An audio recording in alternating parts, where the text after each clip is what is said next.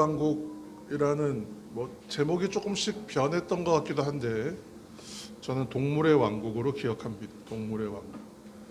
제가 아주 어린 시절부터 동물의 왕국을 봤는데 역사 기원을 따져보니까 1970년 정도부터 방송돼서 지금까지 중간에 공백이 좀 있었지만 꾸준히, 어떤 분은 이 동물의 왕국과 같은 자연 다큐멘터리만 본다고 하시는 분이 있을 만큼 그렇게 계속 오랫동안 방영되는 방송입니다.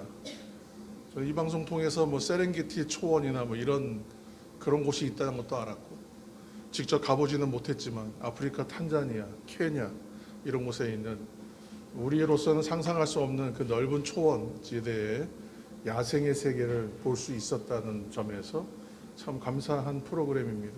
주로 예전에는 그냥 영국 BBC 같은 데서 만든 프로그램을 가져와서 아마 방영을 했던 것으로 기억을 해요. 세렝게티 초원이 우리나라 충청도 면적의 한 2배쯤 된다고 합니다. 그러니까 그런 곳에 어떻게 보면 자연을 보존해 놓은 상태입니다. 기억에 남는 장면들이 있는데 건기와 우기가 뚜렷하게 있는 계절이기 때문에 건기가 되면 이제 물이 없어요. 풀이 없어요. 먹을 것이 없기 때문에 초식 동물들은 물과 풀을 찾아서 대거 이동하기 시작합니다. 아주 대이동입니다.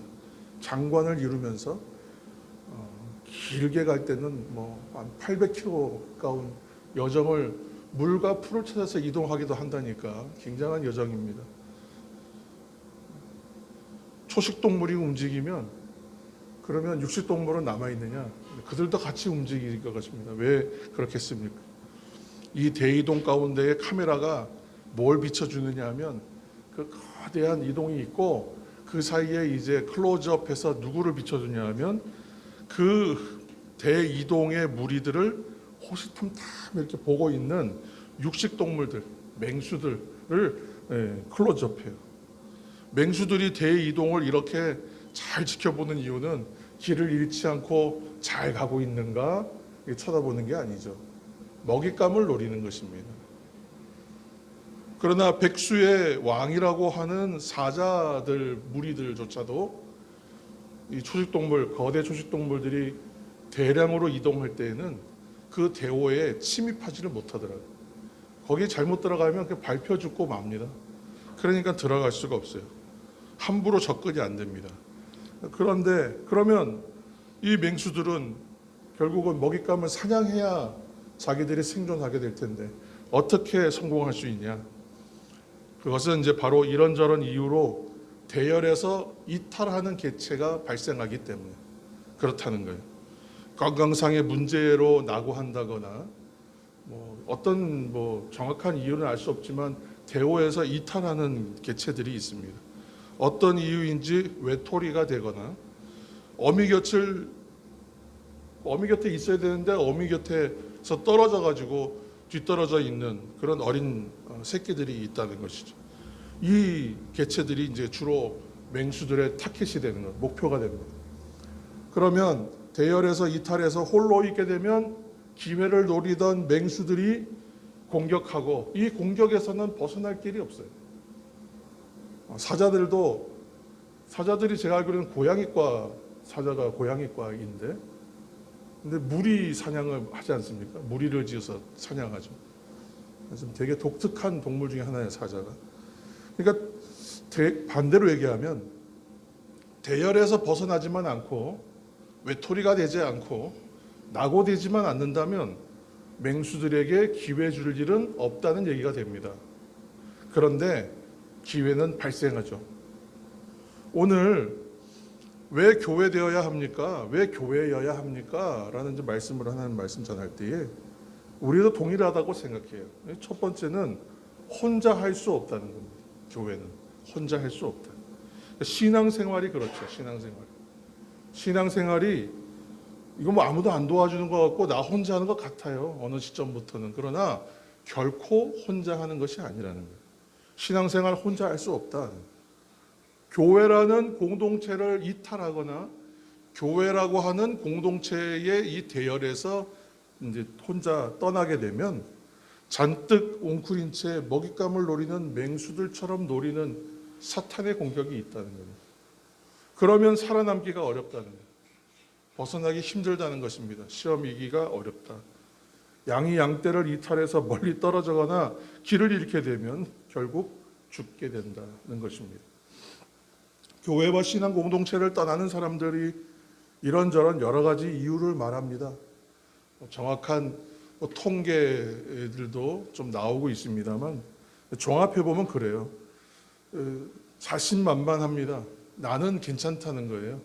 나는 여기서 좀 나가서 내가 이렇게 마치 이게 수험생이 누가 정해진 스케줄로 공부하지 않아도 내가 계획 세워서 잘할 수 있습니다 하는 말하고 비슷합니다. 나 신앙생활 계획 세워서 잘할 수 있습니다. 나는 계획이 있고요. 생각이 있습니다. 알아서 잘할 수 있습니다. 나는 그래서 문제될 것이 없습니다. 이렇게 말한다는 거예요. 고민 끝에 이런저런 고민 끝에 여러 가지 이제 생각을 하시고 판단한 것이겠지만 그 판단의 결국들은 대부분 어디로 가고 마는가, 어떤 결론에 도달하는가? 대부분은 결국은요 교회에 출석하지 않게 된다는 것이죠. 신앙에서 떠나게 된다는 것입니다. 나는 건강하다, 나는 좋은 판단을 한다, 스스로 믿습니다.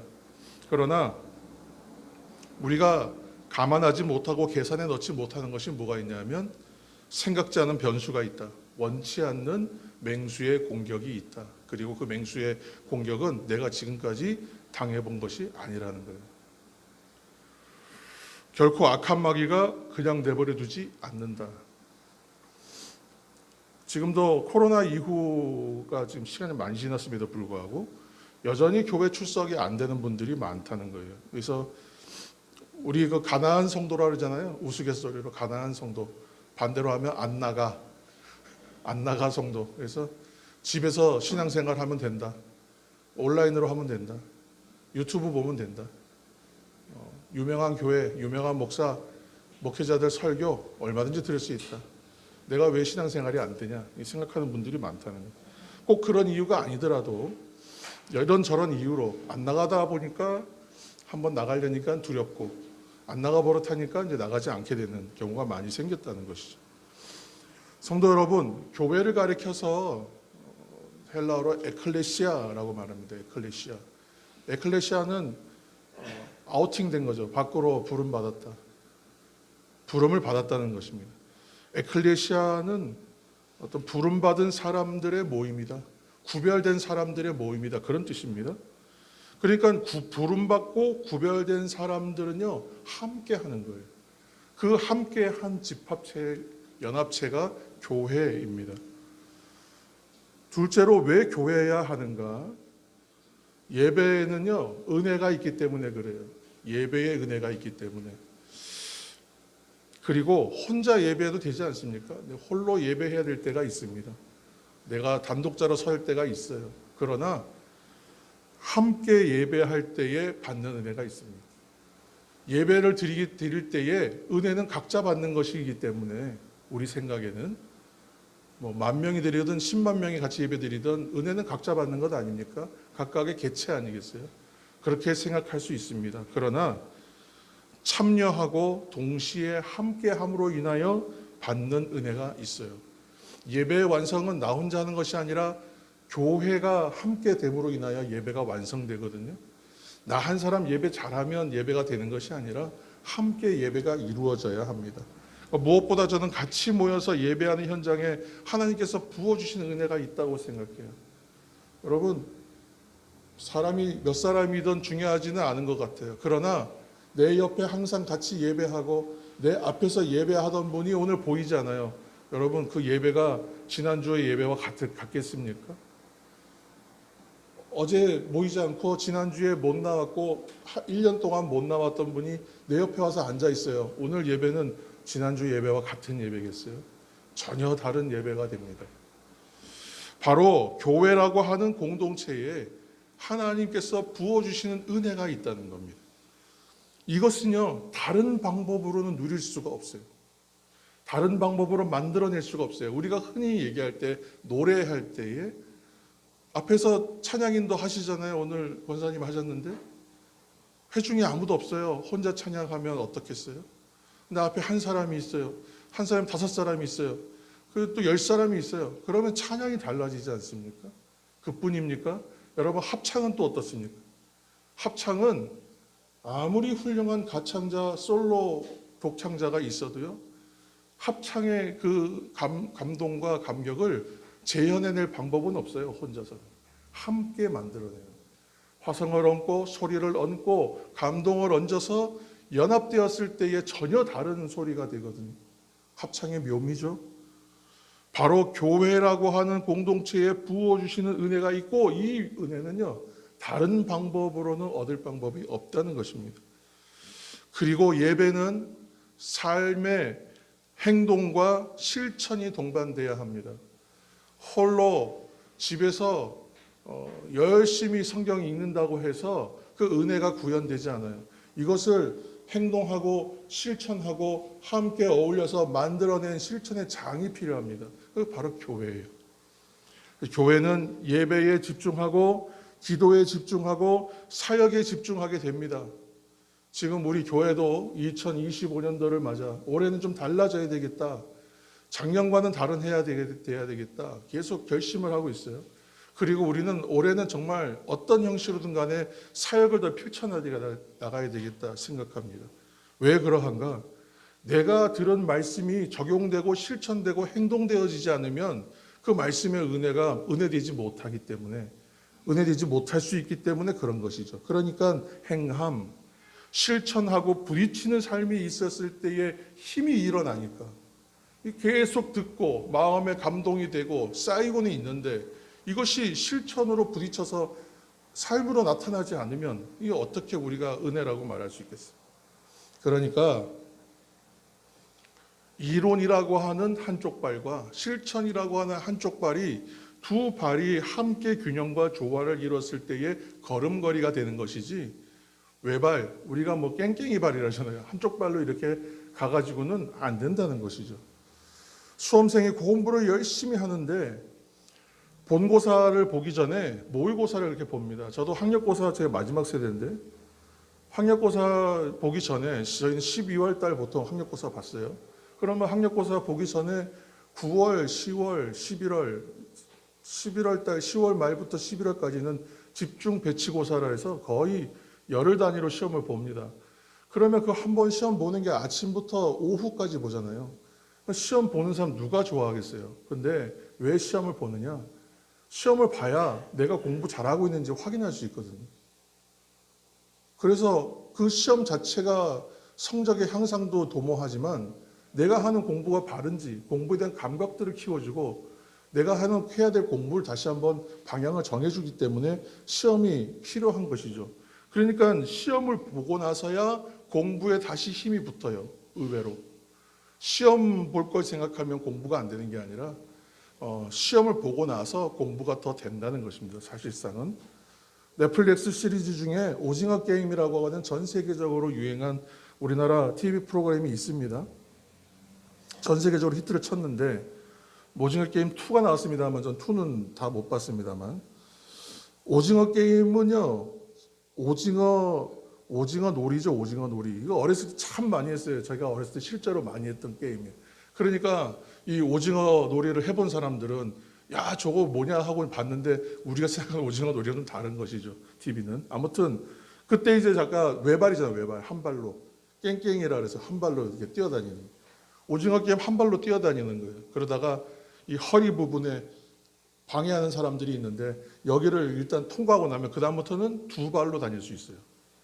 자, 두 발로 서는 사람하고 깽깽이 발로 서는 사람하고 1대1로 붙으면 웬만한 압도적인 체격 차이가 아닌 이상 한 발로 두 발을 이기는 사람은 없습니다.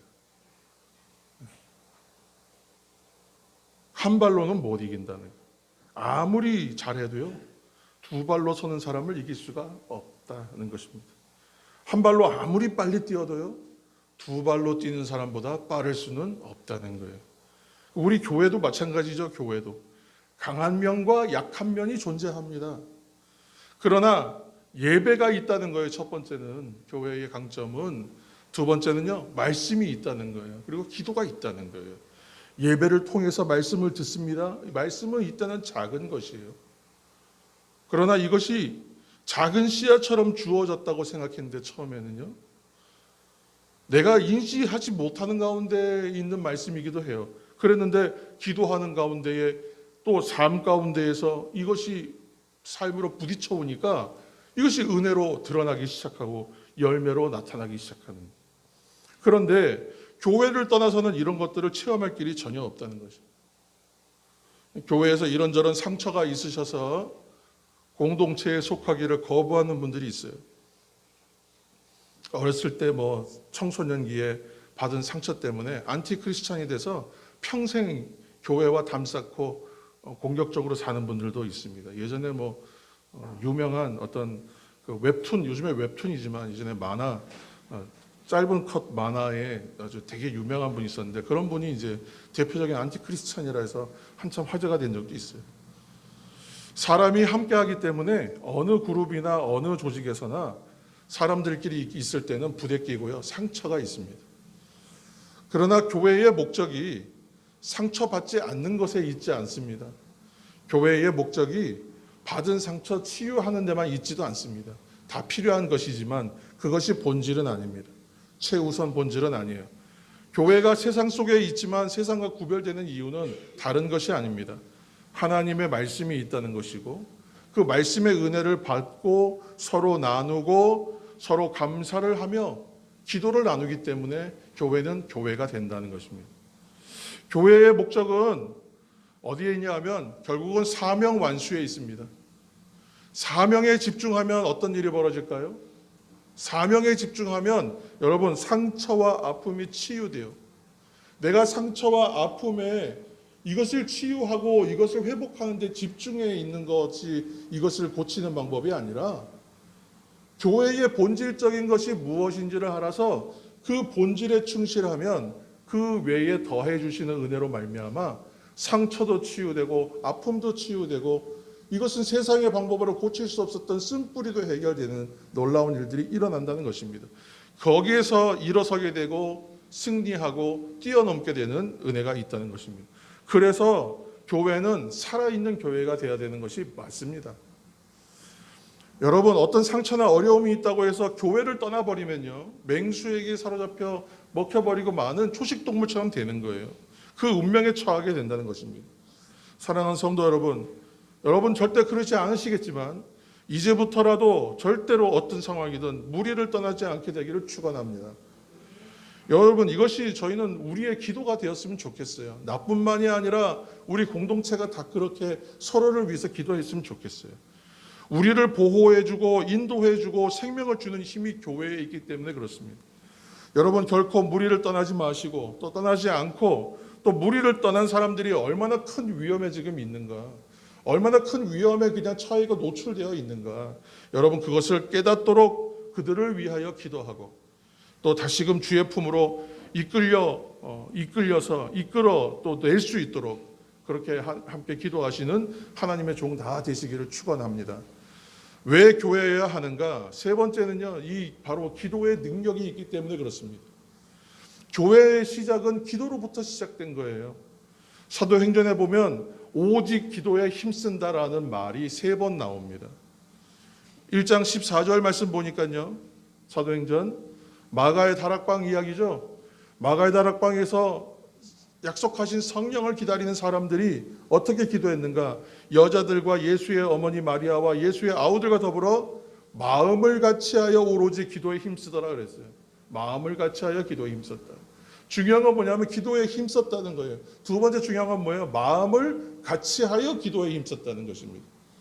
2장 42절 말씀 보니까 어떻습니까?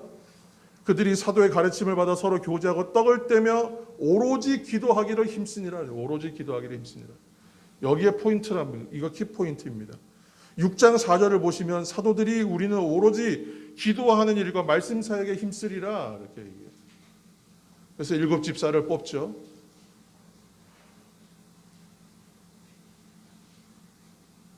사도들이 말씀 전하는 것과 기도하는 일에 전념하기 위하여 교회의 살림과 각 부서들을 담당할, 우리 교회를 치면 부서를 담당할 부서장들, 집사들 그렇게 세웠다는 것입니다. 사역자들을 그렇게 세웠다는 것입니다. 교회는 그래서 만민이 기도하는 집이라고 하는 것입니다. 교회의 특징이 기도에 있다는 것입니다. 우리가 기도할 때에 낙오하지 않고 살아나게 되고 일어서게 되는 것입니다. 교회에 교육이 있습니다. 교육과 양육, 교제 있습니다. 교제와 함께함이 있어요. 봉사도 있어요. 그러나 교회는 본질적으로 기도하는 집이에요. 그래서 교회가 교회되고 교회다워지는 방법은 기도하는 것에 있다는 거예요. 기도가 있을 때에 교회의 생명력이 다 일어나게 된다. 그래서 무슨 일을 하든지 기도의 자리에서 시작하는 거예요. 기도 자리에 시작하고 기도의 자리에서 마치는 겁니다. 여러분 찬양할 때 그냥 찬양을 계속 부르다 보면 찬양의 은혜가 있어요. 물론. 그러나 기도하고 찬양하면 찬양이 달라요. 기도하고 여러분 말씀 읽으면 말씀이 달라져요. 그냥 읽으면 때로는 말씀 읽으면 솔직한 말로 졸리기도 하거든요. 그리고 멍해지기도 합니다. 읽기는 읽는데 안 들어오고 있는 거예요. 그런데 기도해요. 하나님 지금 자꾸 멍해집니다. 긍휼히 여기십시오. 말씀이 내 안에 들어와 신비가 되게 하옵소서. 또한 내 안에 박히는 신비, 마음에 새겨진 것 되게 하여 주옵소서. 하고 읽으면요 눈이 번쩍 뜨이는 거예요. 기도 없이 읽으면 건조하다는 것입니다. 사역도 계획도 다 마찬가지예요. 기도 없이 하면 냉랭해요. 뭔가 좀 잘 되지 않습니다. 기도가 없으면 어떤 일이 벌어졌습니까? 예수님께서는 비장하시게 십자가 지시고 이제 죽으시고 고난당하실 것에 대해서 이야기하고 계시는데 어떤 말들을 하고 있냐면 내 두 아들이 있으니 하나는 주님의 오른편에 하나님 나라 임할 때에 주의 나라가 임할 때 그때 한 사람은 주의 오른편에 하나는 왼편에 세워주십시오. 첨탁해요. 세베대의 두 아들의 어머니가 요한과 야고보의 어머니죠. 이제 훨씬 세월이 흐르고 난 다음에는 예수님 십자가 달리시는 장면에 그것을 지켜보는 여인 가운데 있는 은혜가 있지만 그랬다는 것입니다. 기도가 없이는 그렇게 된다는 것입니다. 믿음이 강한 사람이 마땅히 믿음이 연약한 자의 약점을 담당하는 거예요. 교회의 원리는. 그래서 기도의 관점으로 보면 교회는 중보기도 해야 되는구나. 이렇게 생각하게 되는 것입니다. 여러분 수요, 금요, 새벽마다 기도가 가득했으면 좋겠습니다. 내일 이제 월삭기도회가 있어서 또 이렇게 또 말씀하시나 또 생각하시는 분이 있을지 모르겠는데 내일 월삭기도가 실제로 있어요. 내일 월삭기도가 있는데 한 달을 시작하면서 우리가 의미를 담아서 기도하는 날로 삼았습니다. 이번 주는요 우리가 의미를 생각하며 기도하는 주간이 될 것 같아요. 왜 그렇습니까? 내일은 월삭기도회고 수요일은요 참회의 수요일, 제의 수요일, 그래서 사순절이 시작돼요. 예수님 생각하는 시간이, 예수님 십자가 묵상하는 주간이 시작되는 거예요. 저는 이 사순절의 시작을 여러분 수요일을 헛되이 보내지 않기를 또 바랍니다. 수요 기도회로 오시면 함께 기도할 수 있어요. 월삭 기도회 나오시면 함께 기도할 수 있어요. 가정에서 기도할 수 있어요. 여러분 그 시간에 깨어서 함께 기도할 수 있어요. 그러나 여러분 월삭 기도 여러분 할 수 있는 대로 여러분 나오시고 수요 기도 제2의 수요일 참회의 수요일에 내가 하나님 전에 나와서 함께 예배하면서 기도하리라. 혼자 하지 않고 함께 해야 되겠다. 주일 말씀의 은혜대로 그렇게 나와서 사순절의 시작을 의미를 담아 기도하고 이제 또 그러고 나서 이틀 지나면 또 어떤 날입니까? 금찬의 날. 우리가 힘을 다해서 기도하는 시간이 가장 뜨겁게 기도하는 시간이 금요일이에요. 이번 주 기도는 조금 더 시간을 더 길게 잡으려고 합니다. 여러분 왜 그렇게 해야 되는가? 교회는 기도하는 집이기 때문에 성도들은 기도하는 사람들이기 때문에 그렇습니다. 반드시 이 기도의 웨폰이라는 무기, 여러분 기도를 무기로 우리가 가져야 됩니다. 그래서 여러분 바빠서 기도하지 못하는 게 아니라 바쁠 때일수록 더 해야 되는 것이죠. 힘들 때일수록 더 기도하는 것이죠. 위기의 때에 기도의 힘이 있어야 막힌 벽을 우리가 돌파하고 갈 수 있는 것입니다. 그래서 기도하는 분들의 이미 기도가 있는 가운데에 새롭게 기도에 동참하는 분들이 있으면 이 기도의 시너지들은 굉장히 더 커질 거라 저는 믿습니다. 그런 문제를 풀어가는 은혜가 있다는 것입니다. 여러분, 기도를 통해서 모든 문제를 풀어가는 하나님의 거룩한 종 되시기를 축원합니다. 여러분, 기도가 열리면 어떤 결과가 나타나는가? 마지막으로 주님의 임재가 있다는 거예요. 교회의 강력함은 주님의 임재가 있다는 것입니다. 사업, 질병, 관계, 삶의 온갖 문제들이 삶에는 존재합니다. 내가 원치 않는 일들이 일어납니다. 문제 없는 인생을 사는 사람은 결코 한 사람도 없습니다. 그러나 여러분에게 하나님의 임재가 있다면 이 문제들은 문제가 되지 않는 것입니다. 다 해결되기 때문에. 그럼 하나님의 임재는 어떻게 일어나는가? 언제 일어나는가? 요한복음 4장 23절 우리 말씀, 아버지께 참되게 예배하는 자들은 영과 진리로 예배할 때가 오나니 곧 이때라 그랬어요. 아버지께서 예배하는 자들을 찾으시기 때문에 그렇다는 이 말씀이 있는데, 예배를 드릴 때에 주님의 임재가 있다는 것입니다. 여러분, 예배에 오늘 참여하고 있는데 주님의 임재가 있는 이 예배 가운데 하나님의 임재를 체험하시길 바랍니다. 또 언제 그러한가? 신명기 4장 7절 말씀인데요. 제가 읽겠습니다. 신명기 4장 7절. 우리 하나님 여호와께서 우리가 그에게 기도할 때마다 우리에게 가까이 하심과 같이 그 신이 가까이 함을 얻은 큰 나라가 어디 있느냐? 아멘. 무슨 말씀이냐면 기도할 때마다 하나님이 가까이 계신다. 가까이 하신다. 기도할 때마다 하나님의 임재가 있다는 말씀입니다. 마지막으로 마가복음 16장 20절 말씀 제가 한 절 읽겠습니다. 마가복음 16장 20절. 제자들이 나가 두루 전파할세 주께서 함께 역사하사 그 따르는 표적으로 말씀을 확실히 증언하시니라. 아멘.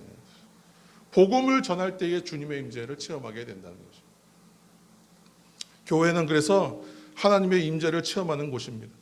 하나님의 임재가 있을 때에 우리가 최근 들어서 성령이 오셨네라는 CCM 복음성가를 계속 찬양하고 있는데, 하나님의 임재가 있을 때에 허무한 인생, 깊은 한숨이 있는 인생이 변화되어 살아나게 되고 일어나게 되는 것입니다. 억눌림과 갇힘과 막혔던 문제들이 그 임재 가운데 다 풀려버리고 열려버리게 된다는 것입니다. 사랑하는 성도 여러분, 결론합니다. 교회는 그래서 모여야 됩니다.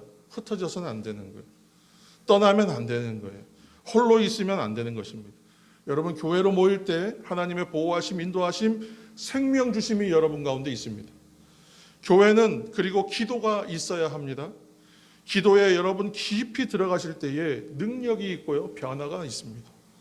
하나님의 임재가 있는 교회는 삶의 다양한 문제들이 다 돌파되는 은혜가 있습니다.